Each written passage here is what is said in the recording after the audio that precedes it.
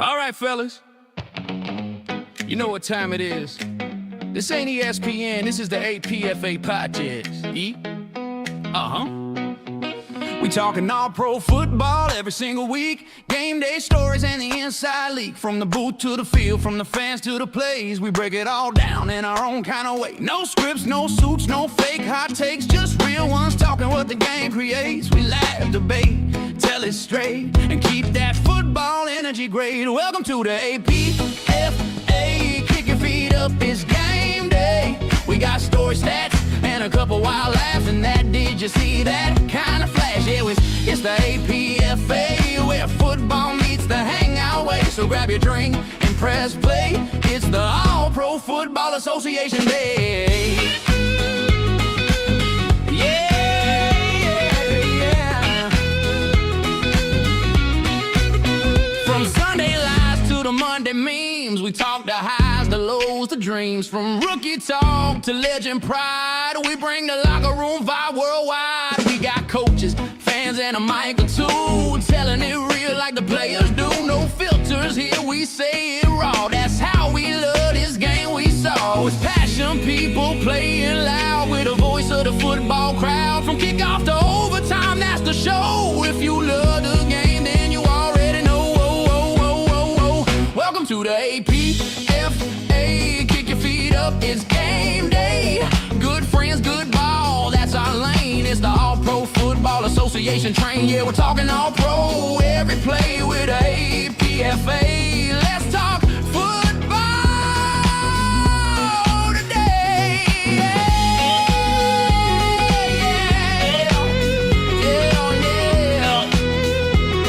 It's the All-Pro Football Association train. Yeah, we're talking all-pro every play with the Ep8. Let's talk football today. It's the All-Pro Football Association train.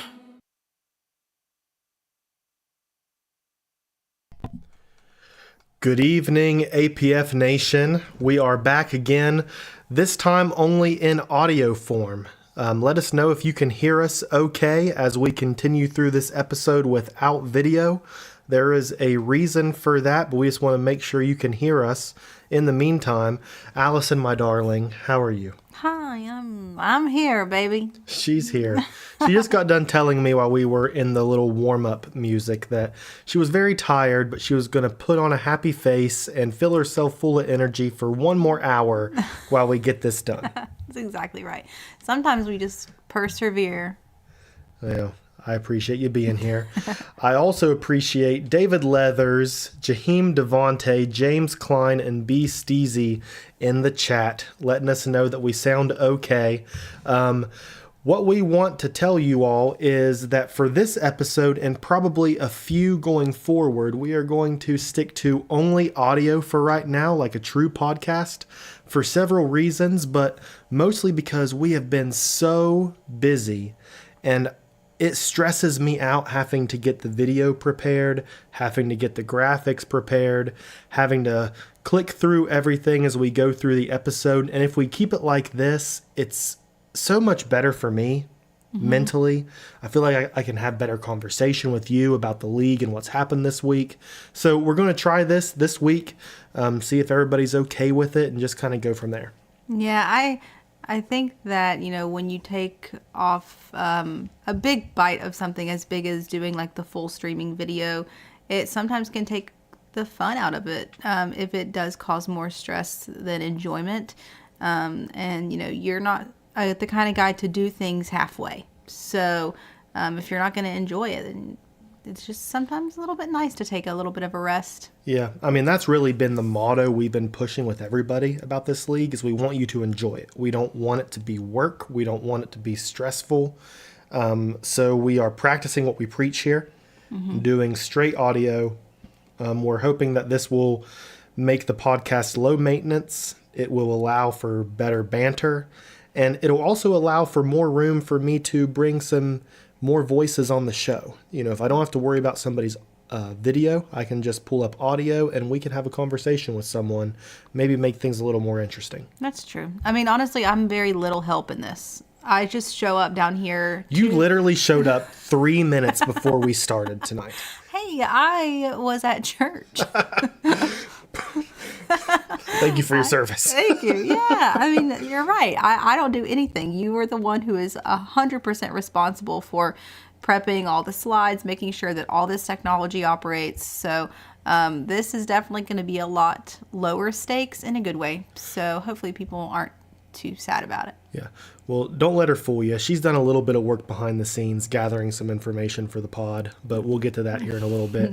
I will say that I'm going to reserve the right to return to a video podcast for big episodes, maybe around the playoffs, maybe around the championship, obviously around draft time periods, but this won't be all the time. It'll just be, for right now, most of the time. Yeah, reserving the right. Yep, reserving the right. So let's go ahead and just jump right into this episode. Let me pull up right there. That works. Episode 8. We're titling this episode the Bon Jovi episode.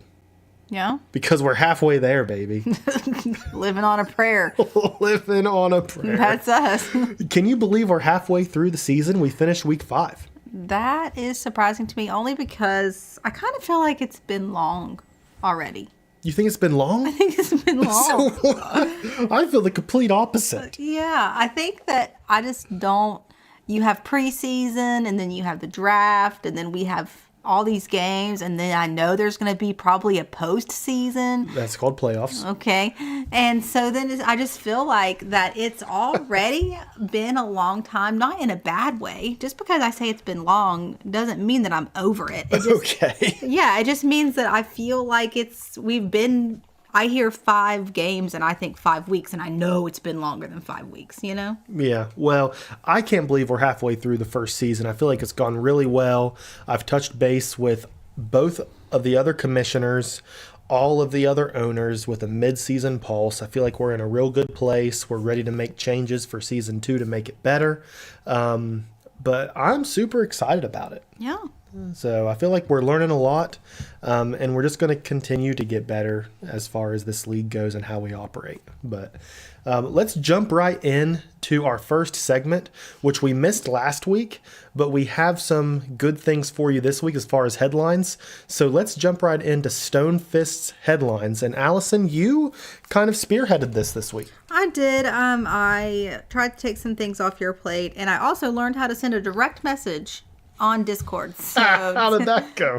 Well, I thought I was a robot at first. It was. What do you mean? Well, Discord just wouldn't send my messages, and it was like, "Sorry, we're not sending this. We're not sending this." And I literally sent you a screenshot, and I was like, "What is happening? Why am I? Why is this so hard?" And it turned out that Discord was like, "You've never done this before. You must have been hacked. You're definitely a robot, stupid girl." So I did, send out a couple feelers this week to try to find out what was going on in terms of headlines, because as we all know, I'm not that knowledgeable of my own right. Stonefist provided me with our first headline today, which he so perfectly titled, "David Defeats Goliath." That's a cool title. It is a super cool title, and it is obviously circling around the Pottsville victory over the Picaroons. Mm-hmm. What an experience. Big news. Super big news. I don't think anyone ever really expected that Pottsville would be the one to dethrone the Picaroons. I think if you would have told us that even last week, we would have laughed. We would have been like, come on now. Yep. Let's be honest. And that's no shame on Dave and the Maroons. It's just that the Picaroons had been such a force all season. Right. So it was truly a shock. The Maroons definitely surprised the league, giving Pungo their first loss. So that was a big headline of the week in terms of, like, that was the feature. Yep. Does Stonefist say anything else specific about that? No, it was just the shock factor, the wow of it. So anyway, that was a pretty big deal. That was a great game. We'll talk about that more in detail in the Week 5 recap. But David defeats Goliath, and Pungo is mortal. They can bleed. Well, that's good to know. Yep, they can. That's good to know. So it really seems like we're learning that any team can win week to week. It's anybody's game. Right. That's a pretty cool thing to see. So, but that was the only headline we got from Stonefist, but I have added 2 more. Okay. So I'm going to go ahead and continue this with another title that I'm going to call On the Rise. Okay, that's Ryze. I don't know if he's listening tonight, but Rise has entered the league and has already been joined to a team as a staff member. So to the Georgia Demons. Georgia Demons had a staff member step down. His name was Cam. He stepped down as head scout, opening up a position for the Demons. And Rise stepped in as the official offensive coordinator. Okay. Still, Coach John will remain as head of football operations, but a new coach has been signed to the Georgia Demons. Okay. Now, I don't ever really pay a lot of attention to the Discord. Oh, I know. But I did see, I think, if it's the same person, just popped in and then he came from another sim league, right? Sure. Yeah, he's been involved in other sim leagues, and he enjoys the game. He's been trying to get involved, and this is his opportunity to get involved with our league, the APFA. And but seems like the vibes are high in Georgia. Georgia's on a 2-game winning streak. Mm-hmm. They just played an almost perfect game as far as their quarterback is concerned in week 5. But Georgia looking good, signing a new coordinator. The tides might be turning for the Demons. Okay. Yeah. Cool. And my last headline for the evening is, I don't have a fancy title for this one, but alt unis are being activated for week 6. So every team, with the assistance of Luke, the rosters we've been creating alternative uniforms to use for week 6 to add a little spice. So are you for real? Yeah. You're making Luke go through all that work just so you can. Oh, I'm not making him. This was Luke's idea. He'll tell you. This was Luke's idea. He wanted to do this. And I'm not mad about it. Everybody loves being able to create a cool new uniform. Even though we're in season 1, we've had 5 weeks of using our plain old home and away uniforms. Now we get a chance to spice it up. Maybe do something a little crazy. Maybe doing something a little cool. Okay. And we have several cool new uniforms coming out. Now, I don't have all the details, and Luke just posted earlier in Gen Chat that he is going to be releasing some up-close pictures. Mm-hmm. Nothing revealing of everything. Like a sneak peek? Yeah, some sneak peeks. And I don't have those sneak peek pictures here with me, but what I do have for you are the names of some of these alt unis, and I want to run them by you, and I want to get an idea of what Allison Marie, what her head is thinking when she thinks of this uniform name. Okay. The first one that we're going to go down through, and this is not in any particular order, but Pungo is going to be sporting what they're going to name the Electric Pirate uniform. Interesting. What are you thinking? Okay, so I automatically am thinking like 90s brights, Okay. like very Saved by the Bell, but grunge. Ooh. You know what I mean? Because I feel like there is an era of like piracy that comes along that you have like a specific color palette, but then the term electric is contrary to that. Yeah. When I think of electric, I automatically think neon. Neon, yeah, like 90s brights. Like very like bright yellows, whatever. But then the pirate thing is it's the opposite. So I don't know if they're going to be having both colors as neon. They're orange and blue. Okay. So I could see either or both being used as neon.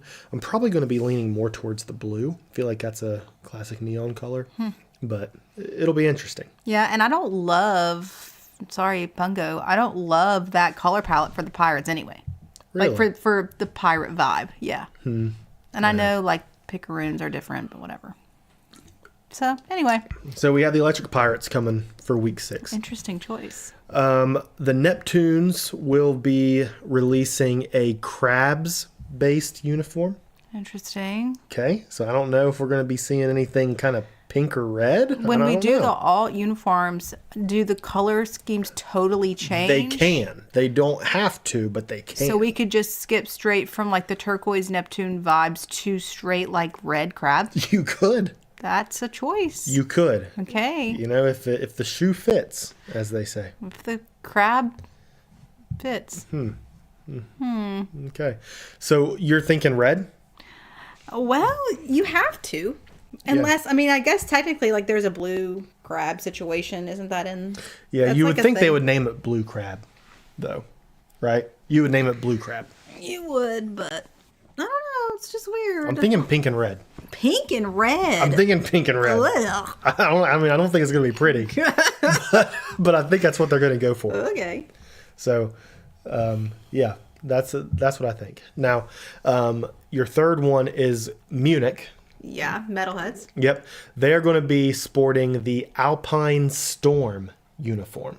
Okay. Okay, Munich is around the area of the Alps. Okay. Okay, so this is going to be Alpine Storm.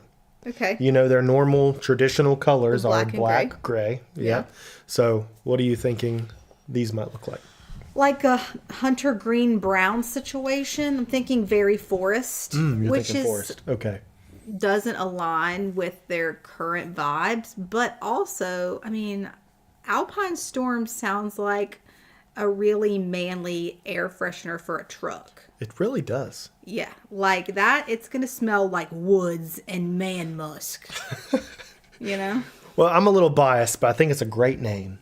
And I can tell you, you're off on the green. Okay, I'll give a little more detail as this is the team that I'm running right now.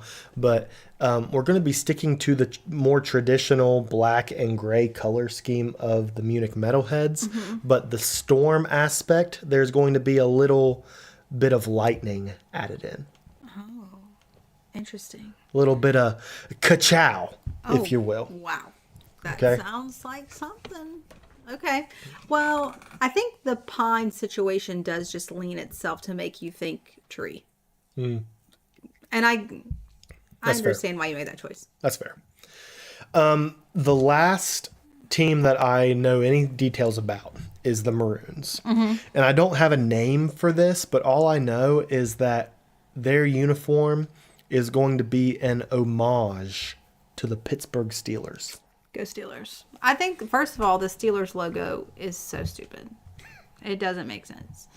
I'm sure someone can educate me and be like, of course it makes sense because X, Y, and Z. But I'm anxious to see how Dave turns that around, Dave and team, to align, if you will, with the theme of the Maroons.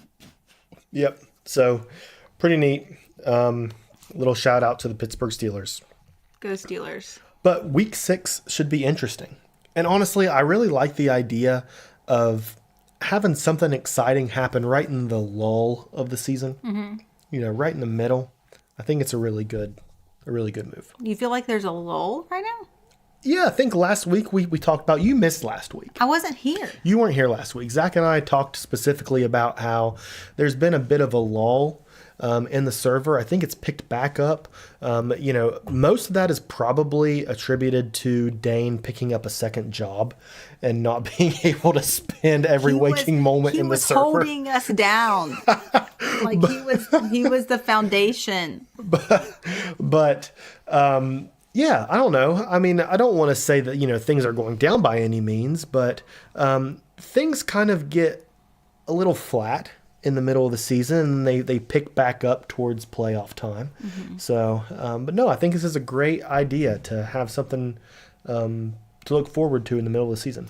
Yeah, I think that I would maybe be a little bit more excited if I had ever like played football and like known the feeling and the vibes of putting on a uniform. You know what I mean? Because I do think that that's an element that's missing of the excitement behind an alternate uniform. But I know that's a thing. Like I've seen people with their pink uniforms in October and what is it, that WVU one where they wear all black? Yeah. The coal, what is it? Coal Rush. Bowl? Coal Rush. Oh, okay. That sounds better than Coal Bowl. Coal Rush. Yeah. Yep. Coal Rush. So, well, anyways, we've got some new uniforms coming your way this upcoming week. So, all right, Allison, our next segment here is going to be continuing our ownership spotlight. You missed last week. Again, we, since I had Zach with me, we went ahead and shifted to a commissioner spotlight. Nice. Highlighted Zach. But we're going to continue into our ownership spotlight. And this week we're going to be talking about Georgia Demons owner Luke Thigpen. Interesting. You have any experience or communication with Luke? No, other than I know his name is spelled bizarrely. I haven't had any. I just learned a direct message today, so Yeah. I have not spent a whole lot of time talking to Luke, but I do know he's mega involved in both the chats and his teams. So I'm anxious to learn a little bit about him. Yep, mega involved. So we asked him the same series of questions. So I'm going to go through them here with you. First question was wanting to know what caused his inspiration. What gave him inspiration for his team name and logo? Said he lived several years in Atlanta, still calls it one of his homes. Mm-hmm. And prior to joining this league, the Demons was a team that he had designed for a personal roster file. Okay, so he was already kind of committed to that name. And he created the location in which they play their home games in an old insane asylum in which I guess this would be called Milledgeville. Looks like it. Milledgeville, Georgia. Okay. So, of course, with the Demons aspect, playing in an old asylum, there's a nice little lore factor. Yeah. Right there. Spooky. Spooky. I asked Luke what his play style was, and for him, this is what's super interesting. Okay, Luke has defeated all odds the last 2 weeks. Luke's play style is what he calls post-2008 modern. Okay. So what that means mostly is focusing on the scrambling quarterback and focusing on the three-man front defense. So we have a 3-4 defense as his base. And I'm not sure, you probably don't know this, but in all-pro football, it is very, very difficult, almost insane, to have a scrambling quarterback. Okay. It just doesn't happen. It's just complex.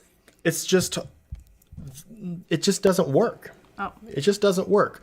But it's working right now. So it's been real interesting. But as far as Luke goes, that's his motto. That's what he's trying to do. He's trying to do something different, something new, something crazy. It's insane. Which again fits good with the lore. Right, and it's working. It's working. So it's working. And Luke says that every user player on his team has a specific role, and he could not have asked for better fits to the puzzle, which is Georgia Demons. Love that. So, biggest rival. Again, we can't get away from these two teams, but now. He didn't quite say the team name, but this is what he called them. The Hampton Back Alley Sleptoons. Wow. Do we have some drama happening? I think somebody's a little upset about losing to the Neptunes in week 1. Well. Luke says that this was a fluke. Holding a grudge, Holding a little bit of a grudge, looking for redemption, but claiming Hampton again as biggest rivals. Okay. So Hampton with a target on their back. I asked him, how do you balance realism with running your team? And Luke loves the realism. He loves the lore, living for the lore. Living for the lore. As they say, for him, that's what makes it fun. Okay. Okay. So, what makes the APFA special to him? Of course, using APF 2K8. So I came across Luke in the editor server on Discord, the APF editor, looking for someone to help build a roster file for the league, and crossed paths with Luke. So Luke already had an affinity to the game, loves the game, but had never been a part of any leagues involving the game. So he likes the game, and he likes the idea of what we have right now. Might be a little controversial, but slower progression. So it takes a long time to make your player better in this league. Yeah, I mean, I've been sitting here racking up progression points forever. Right. Setting that silver. Right. Well, Luke loves that. Okay. Because for him, the slower progression means that you are rewarding long-time users. Yeah. So, and he's right. He's right. We're hoping that in season 2 we can find a better balance to that. Maybe restructure things a little bit, but he makes a good point. Right. You know, we want people to be rewarded for their involvement in the league and staying true to the league for a couple seasons. We want that to matter. We want that to matter. So, but Luke says he doesn't have any weaknesses. Ugh. Let me ask you this question, Allison. If you're interviewing somebody and someone says that, you ask the standard question, what are your strengths or weaknesses? They tell you they don't have any weaknesses. What's your first gut reaction? Bullshit. Okay. So since Luke has no weaknesses, I want you to go ahead and tell me what you think Luke's weakness is. Well, and this is based off of nothing other than the fact that was his answer, because I have not spoken to Luke myself. But if I would be in an interview and somebody would say they would have no weaknesses, then I would also mean that would interpret to they don't take criticism well, and they're not willing to learn from other people because they think they already got it figured out. Which I'm not saying that's what is happening here, because Luke's obviously had a good season so far. But when you come out of the gate swinging, saying I'm actually completely got it under control, doesn't lend itself to sounding like you're a team player. So, that's just me. Well, seems like you're looking into it quite a bit. Well, you asked me to. I did. Coming from someone who does a lot of interviews, I'm saying. You do. So, what are his strengths, you might ask? I would love to know. He has a lot. Luke wears multiple hats. Okay. Luke not only is the owner of the Georgia Demons, but he also has a successful player at tight end, number 85, Dick Winston. Love it. Okay. You love what? The name? Dick Winston. And his tight end. He is also the roster czar. Yeah. This league would not be moving forward if we did not have a roster file. Do you feel as if it was divine that you and Luke crossed paths in that random Discord server once upon a midnight dreary? I think it's about damn time that it happened. We've been waiting for something like this for a long time. Yeah. And finally it happened. Finally we have things in the right place. But Luke is the reason why we are able to get through the season. And, I'm going to knock on some wood right now, but we have had zero issues with that roster file. Mm-hmm. Things have ran perfectly. Yeah. And we could not have asked for any better. 10 out of 10, Luke. 10 out of 10. He is managing progression. Mm-hmm. So every time there is someone who progresses, he adds that to the roster file and sends it back to Zach. So he is doing a lot behind the scenes. Not only is he doing all three of those things, but he's also creating some extra content. I don't know if you've seen the trading cards that have been publicized in player content, but he calls it Vortex. It's the official trading card of the APFA. Interesting. Really cool stuff. I honestly haven't been paying attention. I would love to see a meatball. I know. Trading Listen, card. I've been slacking on my boy Meatball. Would love to see it.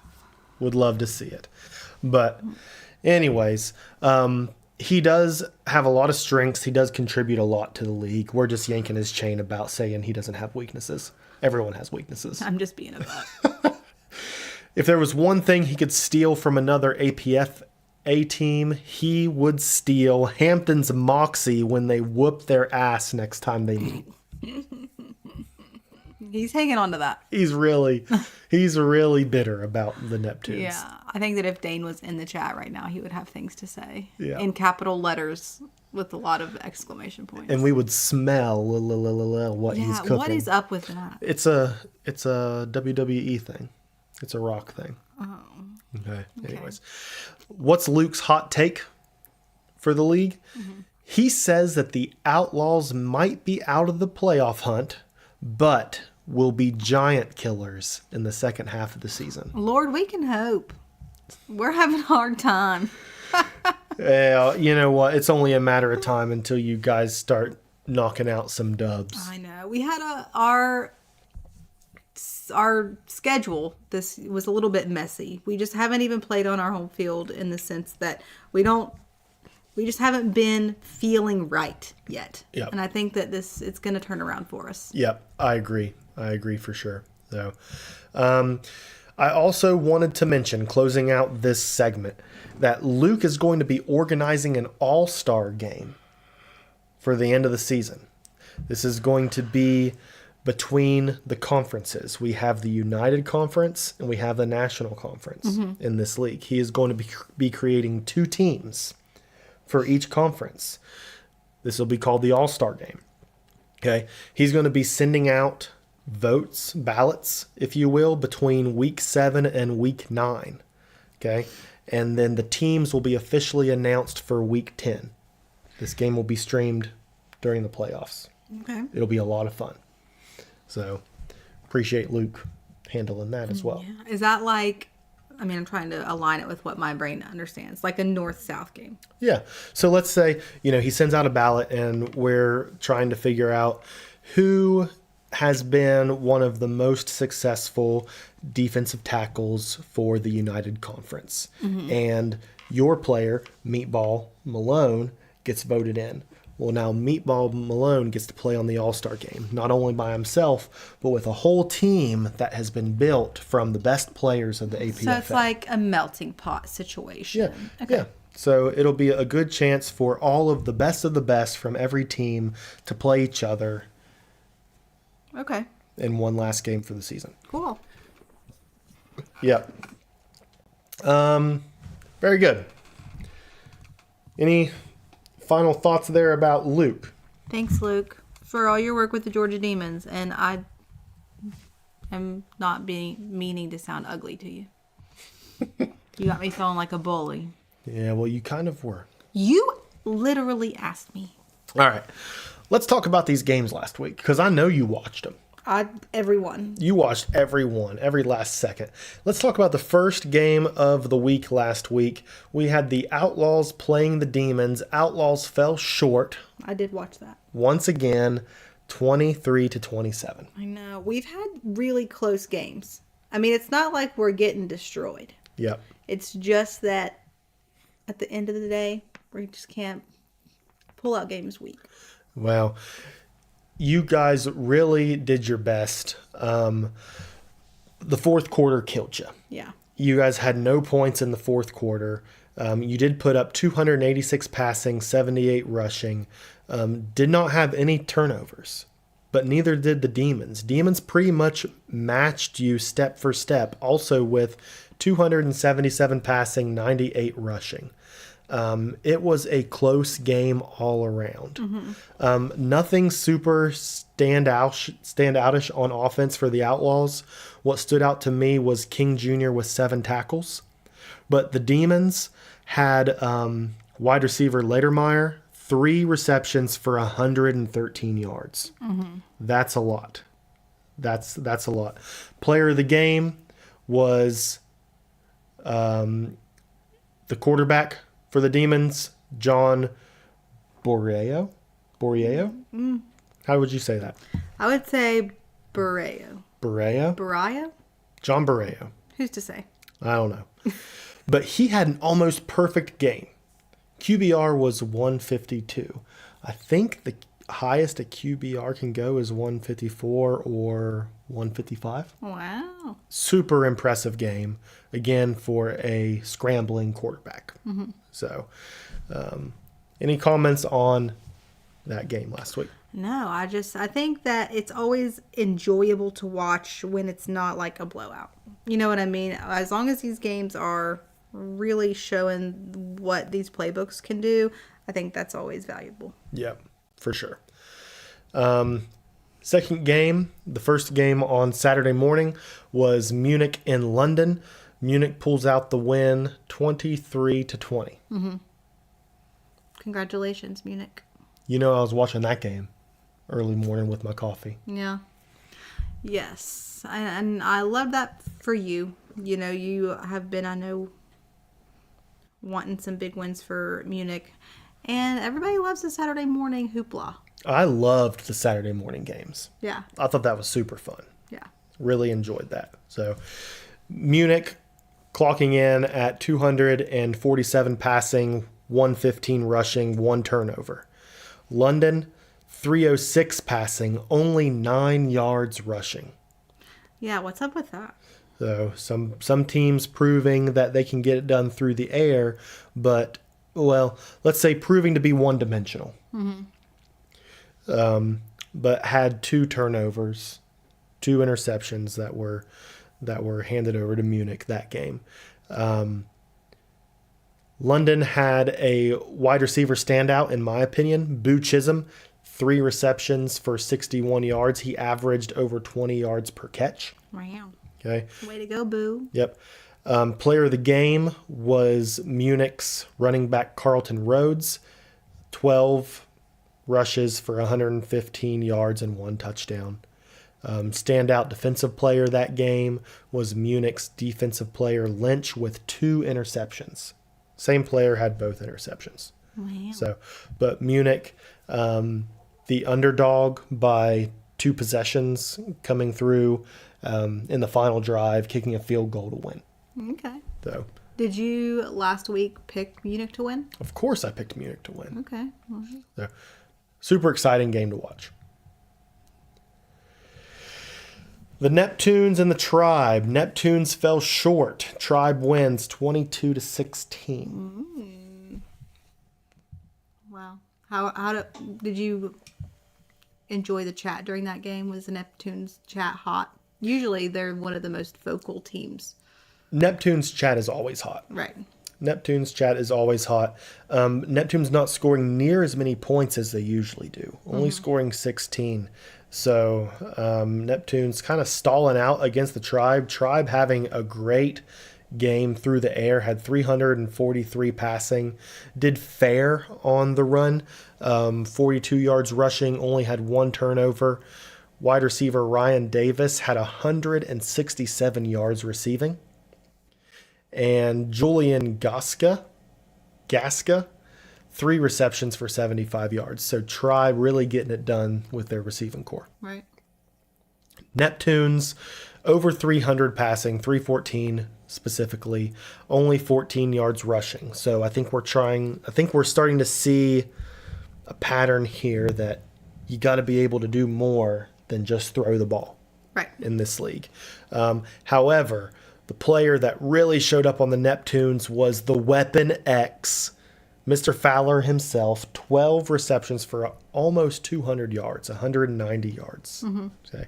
Also, need to talk about Big Stepper, wide receiver, 7 catches for 77 yards. 777. Yep. So 6-7. 6-7. Dear 6-7. Lord. So Tribe pulling out a win.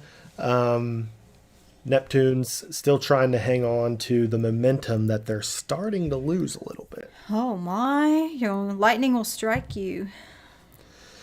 Last game of the week, which was probably the most exciting. Yeah, we already talked about it just a little bit. Yep, hands down. Maroons beating Pungo 28-24. A true shock. That spread was what, 12.5? 12.5 points. That's crazy. Yep. Maroons were expected to lose by 12.5, end up winning by 4. Pungo had the game in the bag, Allison. They were on like the 5-yard line. And somebody pooped their pants? They had to score. They threw a pass, which was apparently behind the line of scrimmage, and it was dropped. Do you know what that means? Give me a hint. Fumble. I know that word. And guess who picked it up? Somebody from the Maroons. The Maroons. And they straight ran away with it? And they just kneeled it until the game was over. Oh. But Pungo was right there, just had to get in the end zone, had a pass behind the line of scrimmage, dropped for a fumble, picked up by the Maroons. Game was over. It was dramatic. Yes, ma'am. Mm-hmm. It was dramatic. Maroons finishing with 243 yards passing, 68 yards rushing, 0 turnovers. Shout out to 3 targeted receivers, Steinberg, the Goat Jackson, and K-Dog, all 3 with a touchdown. And on defense, number 1 draft pick in the APFA Season 1, Kane Vasquez. 3 pass deflections. 3 pass deflections. Is that just where he karate chops him out of the air? That just means yeah. He karate chopped it out of the air. He didn't catch it. Yeah. He just knocked it down. Yeah. You got it right. Thank you. Yeah. See, I know football. You got it. Pungo's still putting up monster numbers through the air. 438 yards passing. Mm-hmm. What's the problem? -3 yards rushing. I've never in my life. We can get in the negatives, guys. Mm-hmm. What is happening? So what I would imagine has happened is your sacks count against your yardage. Okay. So he had more sacks than yards ran? Yeah, so if you get sacked for an average of 5 yards per play and you're sacked 5 times, that's minus 25 yards on your total yardage. That's math, baby. Right? So, but a great game still from quarterback Jackson Roberts for Pungo. Mm-hmm. Completed 50 out of 64 passes. Wow. That's crazy. 17 of those were to Craven Lovechild for 169 yards and 2 touchdowns. 9 of them were to Jack Sparrow for 101. Pungo needs to run the ball and make themselves more well-rounded on offense. Mm-hmm. But they can bleed. Yeah. Maroon. They bleed Maroon. Maroon's knocking down Pungo. That was really cool to see. I think it was a breath of fresh air for everyone. Mm-hmm. Just to know that anybody's got it. Yeah. It's anybody's game. Shout out to player of the game, quarterback Alex Darr. He was 28 for 38, had 3 touchdowns, and a QBR of 116. So, all right, that was your Week 5 recap. Now, Allison, I'm going to let you go ahead and talk about Steezy's Drama King Award. Okay, so did you guys do this last week? No. You didn't do Drama King last week? We didn't do Drama King or headlines. It was pretty dull last week. Okay. Well, don't say that. You're gonna offend Zach. Okay, so Steezy's Drama King of the Week was a segment that we did maybe 2 weeks ago as a way to not only acknowledge the fact that B. Steezy was being a Drama King, but also to kind of open up an opportunity to talk about some of the stuff that may or may not be going on dramatically in the chat. So I reached out to him today to see if he had anything to contribute for the week. And he sent me a blurb. So okay. I think I'll just read it. Yeah. Okay. Ladies and gentlemen, it's that time again, Drama King of the Week, and you already know who's bringing the heat. It's your boy, Big B Steezy, team captain of the Pottsville Maroons, the voice of reason, and sometimes the chaos. Now, this week, the crown goes to somebody who made a whole lot of noise over in Appalachia. None other than J.D. Edwards, wide receiver number 15 from the Appalachian Outlaws. Yeah, I know. The man's been through it. Word around the league is there were some serious locker room drama brewing. Whatever went down behind closed doors, it was enough for the Outlaws to drop a bomb and place JD on the waiver wire. But here's the thing. Every king gets knocked down and the real ones get back up. JD's got talent, he's got flash, and I know he's hungry to prove he's more than just a headline. Somebody out there is going to take a chance on him, and when they do, y'all better believe he's going to be a problem for defenses. So, JD Edwards, you might have been cut loose, but this week you're wearing that crown. Keep your head up, hit the grind, and show them why you belong in the APFA spotlight. That's your Drama King of the Week, brought to you by Big B Steezy himself. Stay tuned, y'all. Next week, we might just have another crown to hand out. Cool. Thoughts on that drama? Well, I missed it. Yeah, and anything that happens after 9:15 p.m., I am not going to see it because I go to sleep. So we woke up the next morning and you said, did you see all the drama that happened last night? And the answer was absolutely not. And even though it was in our locker room, it was very well managed in the sense of, it was deleted. I didn't have an opportunity to get to go back and relive in the drama, but evidently he got Drama King of the Week award. Yep. It was dramatic. It is officially the first player who has been cut from a team in the APFA, but seemed to be justified. Really hoping that he has learned from it. He's still very active in the chat, which I think is a great sign. Yeah. I think he's active in this chat as well. So would like to see him stick with it. What I would like to say is that this fella has two options right now. He can either stick with his wide receiver and continue to collect his progression points week by week and go into free agency. Okay. Right? And he can get picked up by a team in free agency, hopefully. Say, or he can delete his wide receiver and go ahead and create a new player if he wishes to start over with something new and start collecting those points right now. But either way, he has a decision. Seems like he's already decided to stay with the league and kind of work through this. So would like to see him stick to it, kind of rebound from it, and come out on top. Can you explain to me what it means to be on waiver? Waiver just means you are pretty much set on the bench. You're not on any team right now. He is in free agency. He's Okay. not playing on any team. So is a He's- football player not connected to any particular team? He's not connected to any team. Okay. No, he's a free agent right now. Gotcha. Yep, he's a free agent. So, yep. So we'll see how all that shakes out. Very good. Anything else about the drama? No, that's it. Okay. I do not have a picture of these power rankings, but I will post them here later. We're going to go ahead and talk about the power rankings. This was difficult this week. It was going to be fine until Pungo lost to the Maroons. And it messed everything up. Just because you thought you had a feel for where everybody was laying, and then you were like, what is happening? Yeah, and everything was justified. But because the Maroons won, it put me in a position where tough decisions had to be made as far as ranking goes. So I want to talk about what we're looking at here. And like I said, I'm going to post this again here in a minute.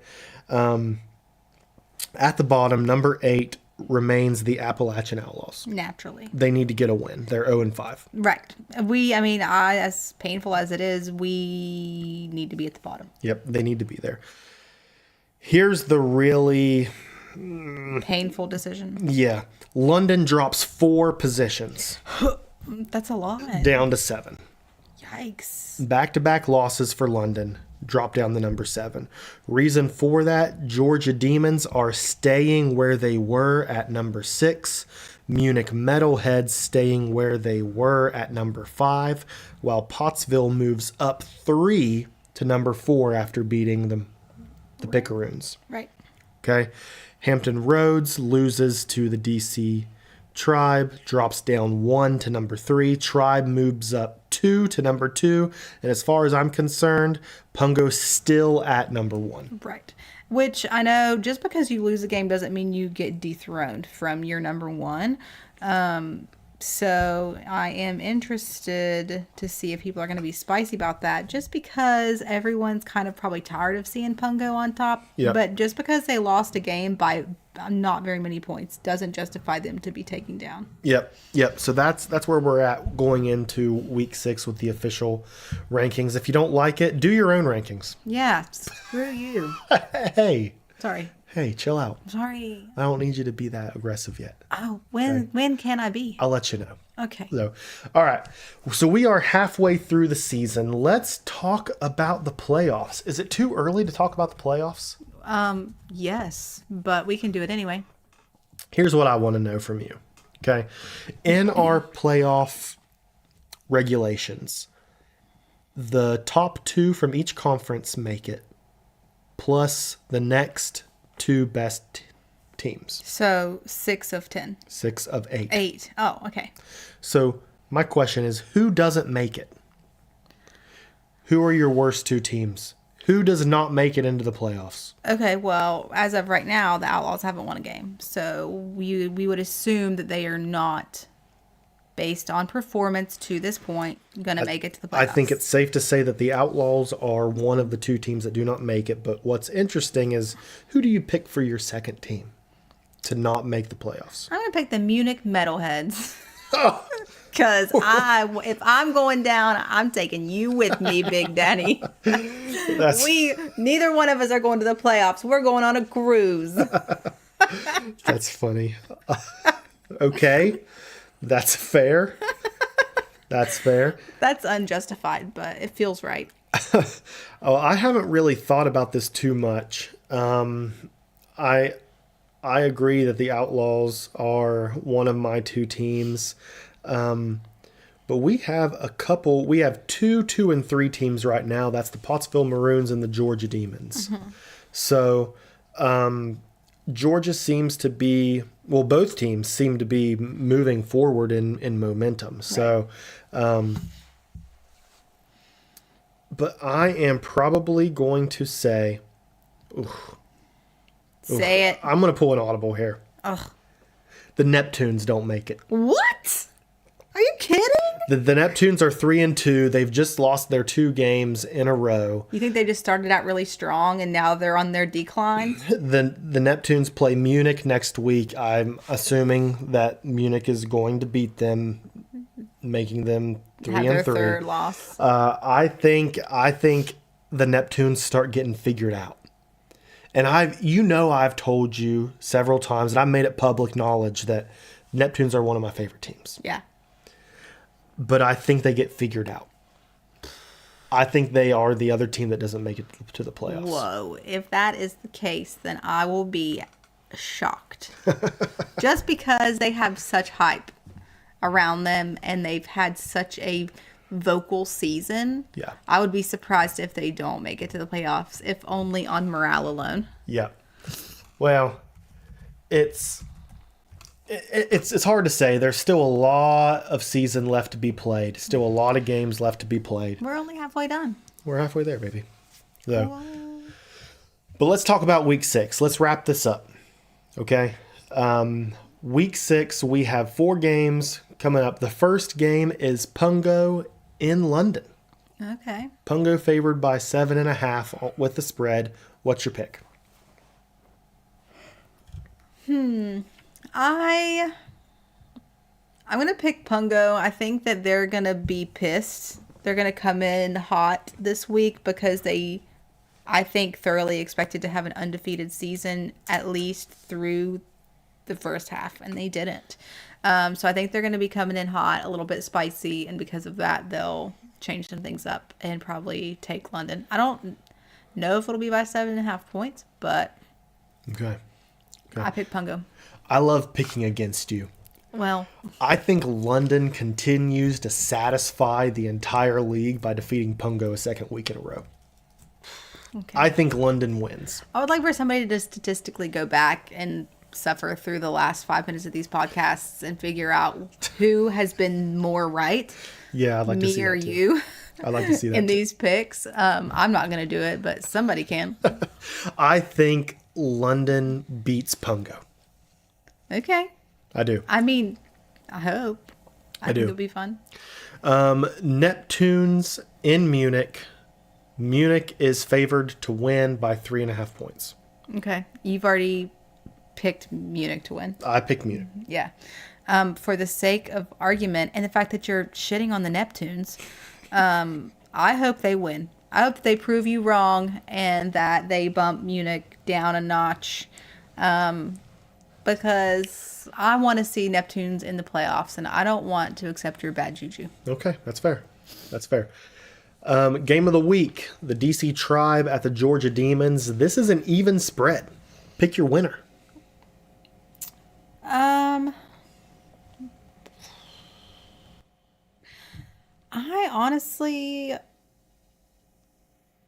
I think even is so right because I kind of think that they're pretty much, in my mind, they're in that weird middle section where everybody's just super close right now. Yeah. With not really knowing how it's going to play out.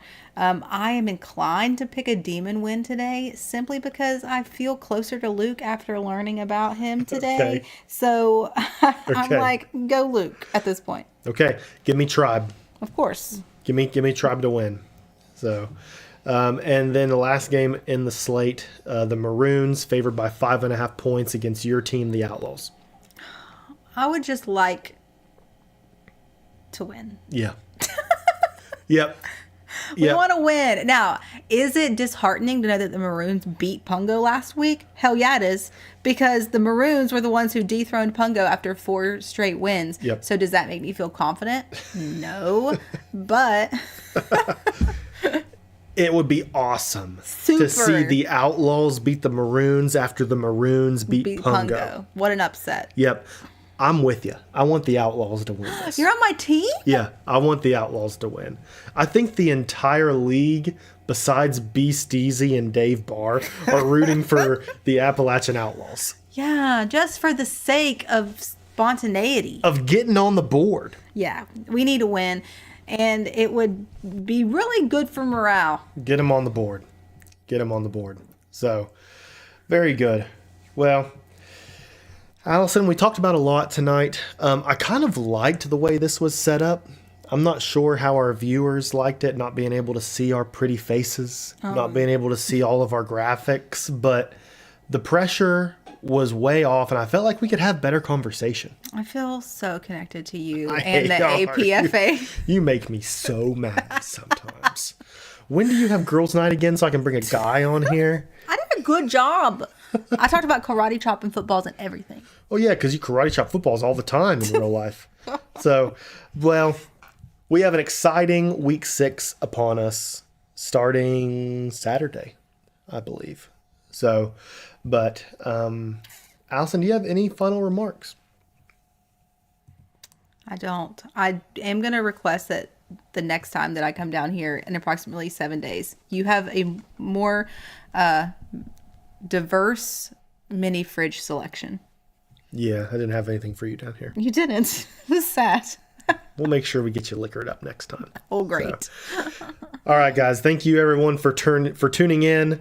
We will see you next week. This is Colin and Allison on the Commissioner's Chat signing off. Welcome to the show where the talk never ends. It's the Ep8. We just talking ball, stats, plays, and the rise and fall. From the big hits to the locker room calls, we break it all down. Yeah, we cover it all. No suits, no ties, just friends and mics talking game day legends and those Friday nights. From the rookies to the vets, every yard, every line. You know we keep it real every single time. Yeah, turn the volume up, feel the vibe in your zone. We're laughing, debating, but it feels like home. From kickoff to overtime, that's the way it's the All-Pro fam, and we here to stay. It's the AP.